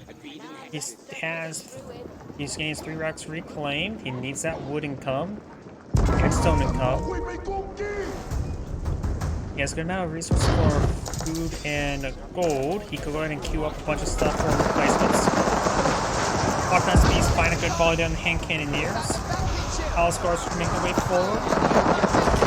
Clock tower SP gets a good volley there under the hand cannoneers. Palace Guards trying to push their way forward as well. Palace Guards overrunning the trebuchets. Does not get any of them, but that one is down to 2 health. I think the next rock though does will probably destroy itself.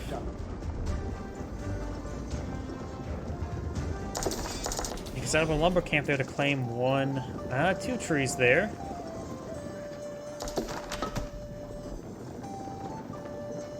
What's something the Chinese player could do is he could try to set up a proxy keep and hit the trade as they go by. Additionally, as I mentioned beforehand, he can go for a siege tower. I'm not joking. He can go for a siege tower and then have them run around up there to gun down all the trade caravans. He could go for the spearway. So he has plenty of resources to go for the spearway. I'm sort of surprised he has not gotten it earlier in order to help provide some extra combat capability for his Palace Guard. The increased attack speed could be very helpful. Have a handful of villagers here. Maybe try to cross a T with these villagers. There's more than 3 villagers now. And arms now see a bit of fire here. Engineers can some damage. These Palace Guards are engaging. Clock tower SCPs are way back here.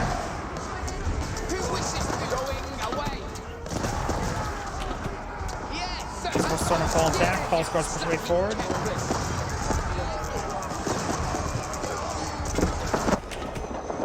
And yep, now we've got a proxy keep here, and that may spell game for blue. He's going to lose all his traders.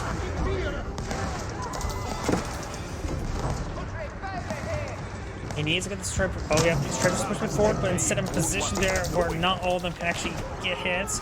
He needs to cast these traders, just put them back here. He can always hit the retreat button easily. Pakistan SP is pushing forward, so that when Han Can is pulling on the Chinese player. He's at 40, his opponent's at 35. And ours pushing forward. Palace score is not streaming on the pin. And he's not taxed these traders away. He doesn't have the wood to replace them, nor the gold, and he's actually running low on food as well.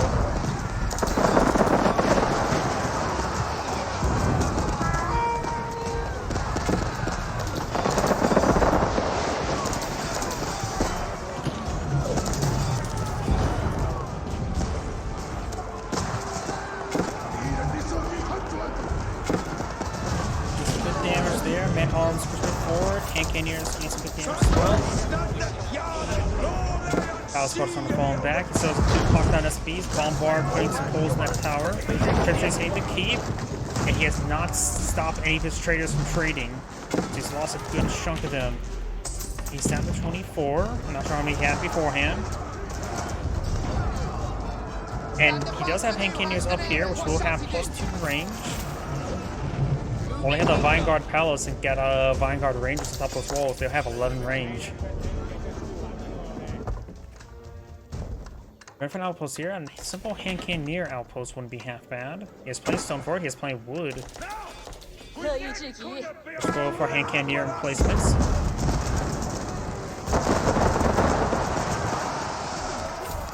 I say don't go for fortify, just go for Han Canier outposts. They're just not trying to shank traders. Apparently they got prepared. There's no advancing on forward.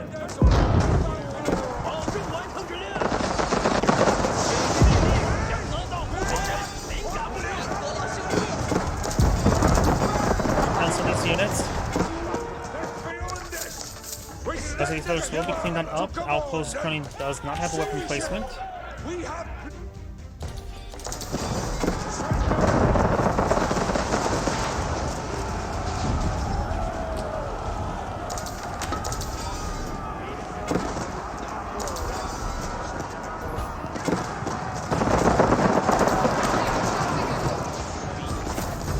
Guard moving away. Still got Cosmic Force here. Good splash damage.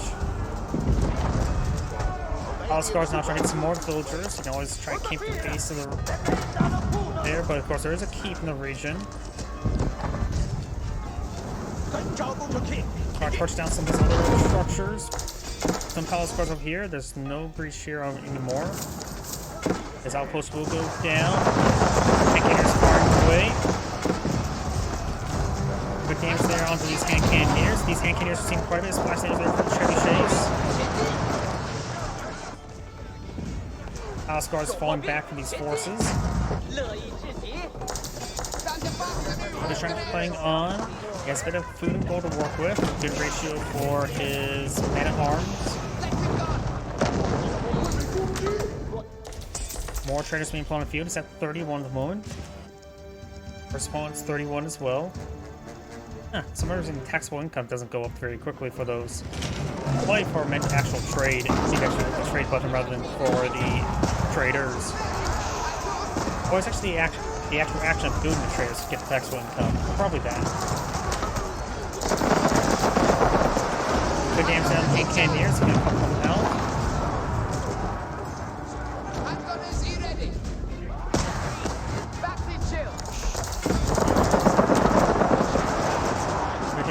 Now got the network citadels now activated, giving we do have pretty good text with the network citadels activated.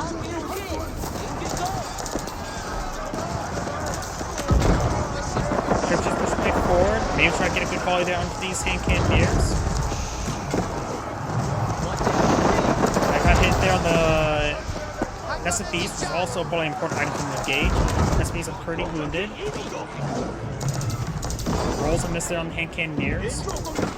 He's out of Palace Guard for the front line, but he's out of units on the front line as well. He's at 41 military units. He's at the army size. Does have this bombard in place there, picking out some of these other units.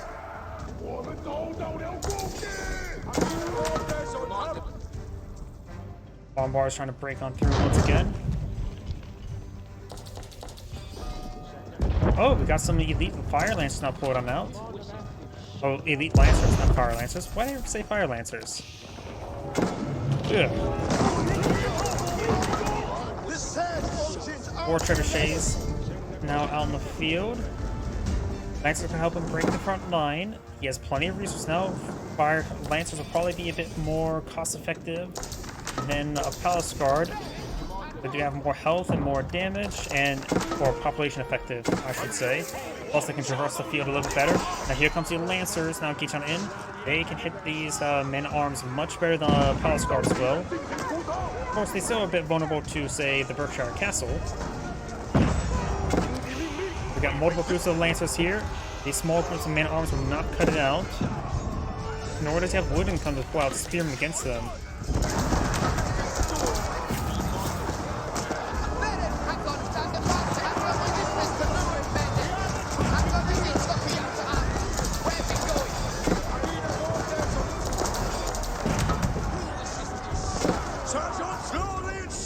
These forces are going to fall on back.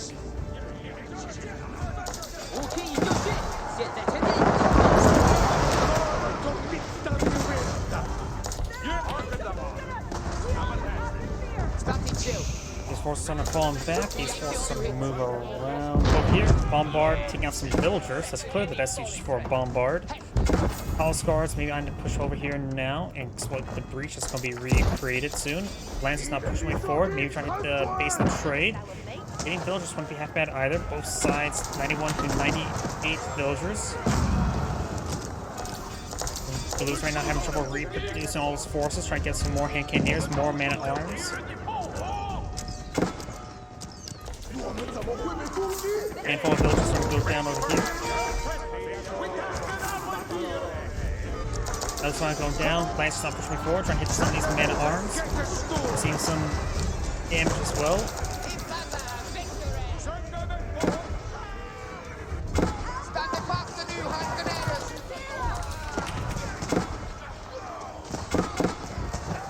Scars getting some great damage over here, able to hit more of the traders.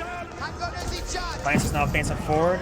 Nothing really here to stop them. There's a massive support of the hand cannoneers still here in the region.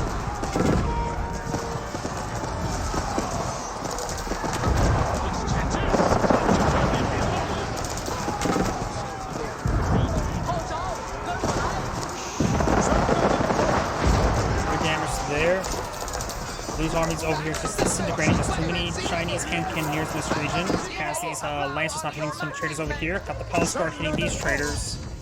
And Blue has backed up the game. This is Anna Grade saying, thank you for watching, and on to the next replay.